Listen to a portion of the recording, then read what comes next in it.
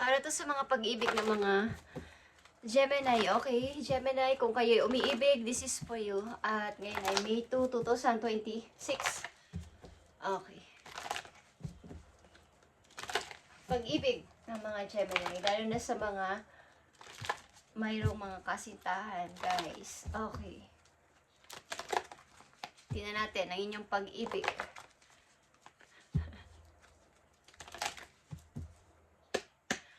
Pag-ibig ninyo guys, sa mga Gemini, tingnan natin.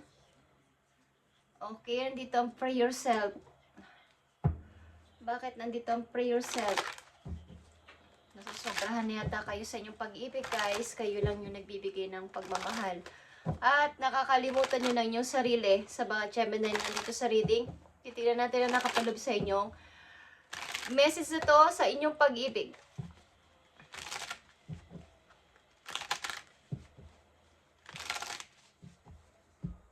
Malamang at sa malamang kailangan nyo magbigay ng space sa inyong sarili sa pag-ibig na to. Okay, guys. Gemini. Knight of Cups is here. Uy, daming gustong sabihin sa inyo, guys. Okay, Gemini, ang pag-ibig ninyo, tingnan natin. Playfulness is here. To recapture romance, allow your inner youthful spirit of fun to shine. Okay. Sa mga Gemini dyan na nandito sa reading is kayo ay maaaring buhayin ulit ang pag-ibig sa inyong sarili, okay? Maaaring kayo ay nawawalan ng gana sa pag-ibig at naghahanap man kayo o naghihintay ng magmamahal sa inyo is kailangan is kunting yung sabihin nilang ma-playful, okay? Iwasan yung pagiging ma-boring, okay? Lalo na kapag kayo ay may kausap na ka-opposite sex. Okay? Tingnan natin nakapalob niya sa playfulness, guys. Sa mga Gemini, andito ang Four of Swords. Nandito ang Knight of Wands.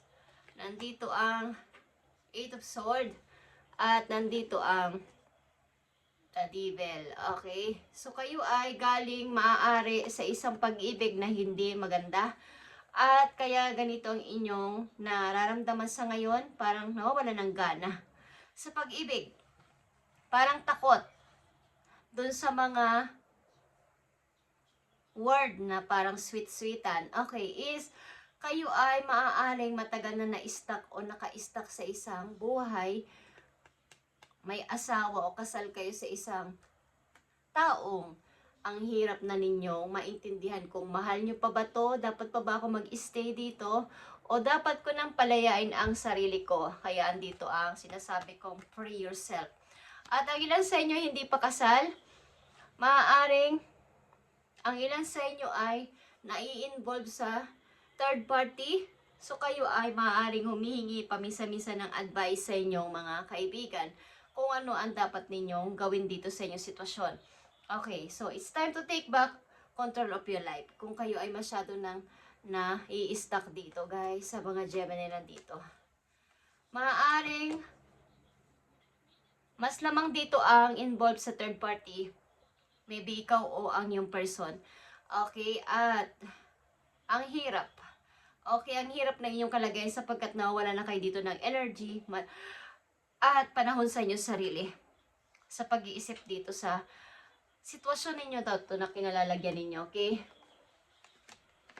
Either ikaw ang iyong person ay meron ditong third party involved, guys, sa inyong relasyon ng iyong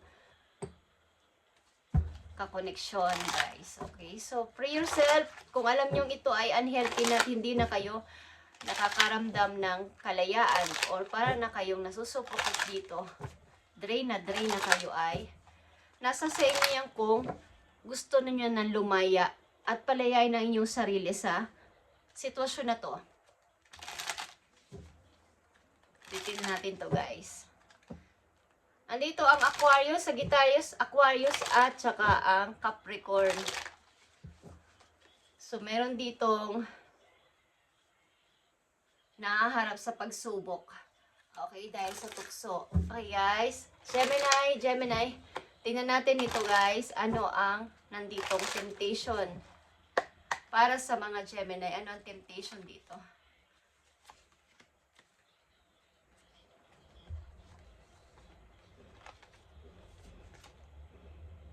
Page of Wands and the King of Cups. Okay.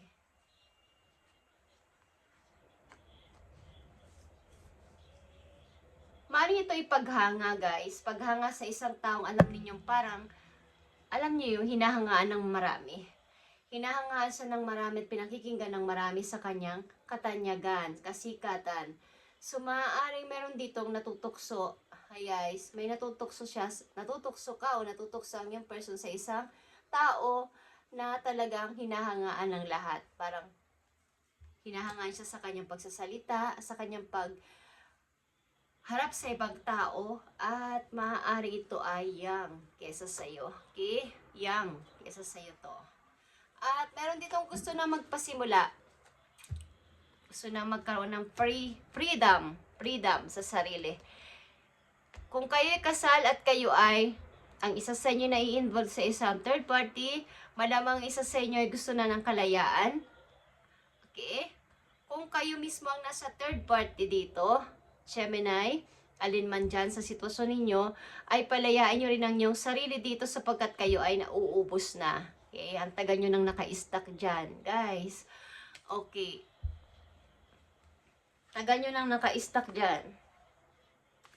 At hindi nyo nakikita o nararamdaman ng mga, kumbaga pinagsasabihan kayo, may nagsasabi na, andyan ka na lang ba? Hindi ka na ba dyan aalis? Madali kasing malibang ang isa sa inyo dito, ikaw man ang iyong partner sa mga nag-aabala sa kanya. Madaling matukso, okay? Tukso is here. Gemini, tingnan natin ang message pa dito sa playfulness, guys. About ito sa inyong sarili. So, pray yourself. Pray yourself. It's time to take back control of your life. Guys, kung gusto nyo lang. May 2, 2026. Para to sa'yo, Gemini. Okay. You never needed those wings to fly. So, kung kayo natatakot na sabihin ng iba na hindi mo naman kaya mag-isa, Gemini, kaya nyo yan, guys. Hindi nyo kailangan ng tulong ng ibang tao para kayo umangat ulit at matanggal dyan sa pagkaka-stuck dyan sa sitwasyon na yan. Hindi nyo kailangan ng tulong ng iba. Kayo mismo, pwedeng tulungan nyo inyong sarili makaalis dyan. Okay? At isurround nyo ang inyong sarili sa mga tao na positive lang ang hangad sa buhay. Positibo ang kaisipan. Surround nyo ang sarili nyo doon, guys. Okay? At kung hindi ito para sa inyo, wag nyo itong ipagpilitan sa inyo. At kung kayo nasa maayos na relasyon, is mas mabuti, mas maganda at mas mabuti at kayo ay matuwa. Okay? Para ito sa Gemini na ganito ang sitwasyon. At kung ganito ang inyong sitwasyon, ay palayaan nyo ng inyong sarili kung nakikita at na papanood nyo ang video na to sapagkat ito ay message para sa inyo. Okay. Tingnan natin to.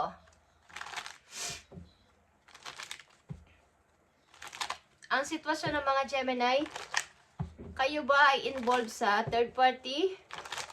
Okay. Kayo ba ay involved sa third party o love triangle? Guys, palayaan nyo ng sarili nyo dito, guys. Malakas dito ang Scorpio sa iyong chart. Okay, Queen of Swords, Three of Cups, and the Hierophant. So, meron nga ditong problema sa inyong family, sa buhay, mag-asawa, maybe, at ito nga ay third party, guys. So, meron na ditong hindi nagkikibuan, meron ditong no contact, meron na ditong hindi nag-iisipan, o meron nang hindi nagkikibuan sa loob ng bahay, loob ng pamilya ninyo. At may gusto nga dito ng kalayaan, freedom, bagong simula sa sarili. At magpakalayo-layo. So, ito ay nagbabadya sa inyong pamilya na maghiwalay kayo. Guys, kung ito hindi pa nangyayari sa inyo, is pilitin ninyo mag-grow ito kung ayaw nyo kayo ay maghiwalay at kung kayo may anak. Kung ayaw nyo lang. Okay, nasa sa inyo ang desisyon. May pag-asa pa ba to maging maayos ang inyong relasyon ng iyong kinakasama o asawa. May pag-asa pa bang maayos ito ang relasyon ninyo? Kung may involved ditong third party, may pag-asa pa ba itong maayos, Gemini? Thank you. The Hermit. Two of Cups. And the Ten of Pentacles. So, ito ay reunion. At meron ditong makakapag-isip-isip. May magbabalik dito. Alam niyo yung kasabihang, babalik ka rin sa pugad. Okay. So, maaaring ilan sa inyo magtitemporary hiwalay at mayroong magkakasundo dito, mag-meet again, magtutok again, at something reunion at may manunuyo dito. Gemini. Okay? So, ito magiging happy ending sa inyo. Kung ito ay inyong aagapan na maging maayos at mag-usap kayong mag-asawa o kinakasama mo. Okay? Tingnan pa natin ang mga susunod na message para sa inyong sitwasyon, Gemini. So, may usapin kayo sa family, may usapin kayo sa buhay, mag-asawa o kinakasama ninyo. At maaaring reunion is here, may maghihingi ng sorry, guys. So, kailangan lang dito muna ng space. Something is space muna. At palayain mo na ang sarili. Makapag-isip-isip at kung sino yung dapat na, kumbaga, isipin kung ano mangyayari sa inyong future kung wala na ang isa't isa sa inyo. May tukso dito sa inyong connection na dalawa. Okay? Sana pampaparating sa inyong message, Gemini, about dito sa inyong sitwasyon. Ano pa ang paparating? Thank you. So, usapin talaga ito. Four of Swords, the Tower, and the Hangman. So, meron nga ditong hindi na pagkakaintindihan sa family at something ito ay pagguho ng isang masayang o binuo ninyong foundation of love. Kaya lang, meron ditong nakahang pa rin. Hindi makapag-decide at something gusto pa rin ng pag-grow, gusto pa rin ng pag-uusap hanggat maaari ay pag-usapan at ayusin. Pero ang mas mahalaga dito, Gemini, ay palayain saglit ang sarili at mag-ipon ng energy katulad ng Four of Swords at malungkot kayo dito. Okay guys, something ng isa sa inyo, ikaw man o ang iyong karelasyon ay maaaring lapitin ng lalaki o lapitin ng babae, ano man ang inyong kasarian. Kinakausap siya ng mga, kumbaga, merong misunderstanding din. Maaaring yung third party, mga taong nakakausap mo o nakakausap niya, mayroong pagkakamali sa kanilang pagkakaintindi sa pagiging sweet ng isang tao, sa pagiging mabait ng isang tao, binibigyan ng kahulugan ang pagiging mabait ng isang tao. Kaya lang dito ang playfulness sa inyong unang something type flirt. Okay. Sa una ninyong message.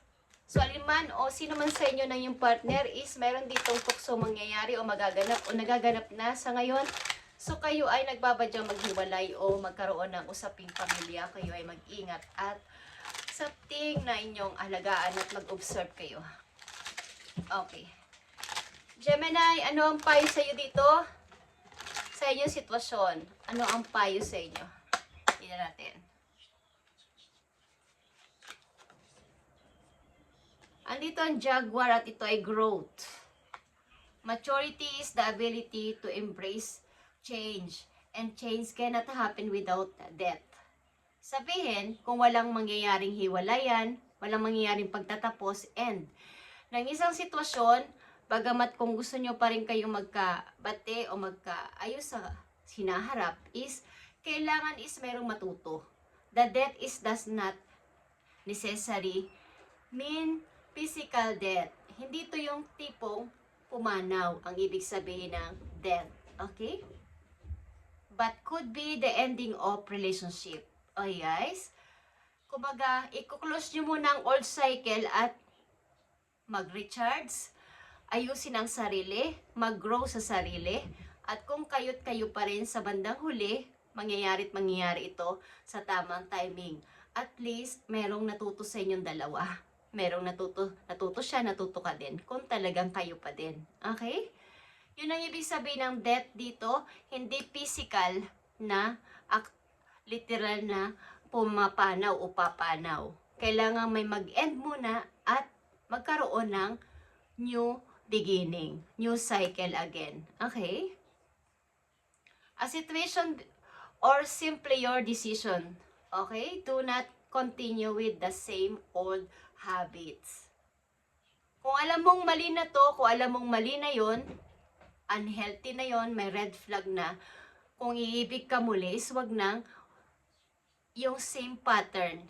Mag-ingat na sa susunod. Yun ang ibig sabihin sa inyo. Okay, guys? So, meron ditong dalawang kumbaga, may potential na humingi ng sorry ang taong ito sa'yo at meron ding pag-i-end ng relationship ng yung dalawa at reunion is here din, guys. Kung kayo ang nasa sitwasyon na ganito, kayo ang magdidesisyon nito dahil kayo ang nakakaramdam sa inyong puso, ano ang inyong pakaramdam, ano ang inyong nais gawin. Pero ito na yung pinaka-message sa inyo, guys. At dapat ninyong malaman na tama na yung pag-stuck ng napakatagal sa relasyon na alam nyong unhealthy at hindi na maganda. Nadidrain na kayo ng sobra-sobra at nauubusan kayo ng lakas. Okay? So, kailangan dito muna ng something mag-end ang isang relation na ganito at mag-start ng bago, mag-grow mula dito. At kung ito ay magkakaroon kayo ng reunion or reconciliation sa inyong dalawa is, why not kung mahal nyo pa rin ang isa't isa? At least, merong natuto sa inyong dalawa after ng hiwalayan. Okay, guys? At kung kayo ibig muli sa iba, sa bagong tao, wag nyo nang gawin o wag nang pasanayin ang inyong sarili sa old pattern o sa dati ninyong old habits na nangyari sa inyong dating naging kakoneksyon. Okay, Gemini? Thank you and God bless sa inyo, guys. At isurround nyo ang sarili nyo sa mga positibong tao lang sa paligid. Okay. Malakas ang potential dito ng hiwalayan, guys, sa inyong buhay. May asawa o kinakasama. So, kung hindi pa ito nangyayari at alam nyo, nararamdaman nyo na ganito na ang sitwasyon ninyo, is agapan nyo na, nakausapin nyo, mag-usap kayo ng maayos kasi nandito ang harapan. Usapin pamilya ito. Guys, okay. Last message for you, Gemini. Okay, see the bigger picture sa inyong buhay sa ngayon. Yung inyong big target, doon kayo tumingin lang. Huwag nang palingon-lingon. Huwag magpaabala sa ibang tao. Yung sulsul ng iba, huwag na. Yung suggest ng iba, huwag na. Sa inyong sarili kayo maniwala. Okay? At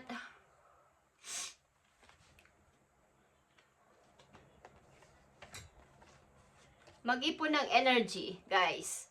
Okay, guys.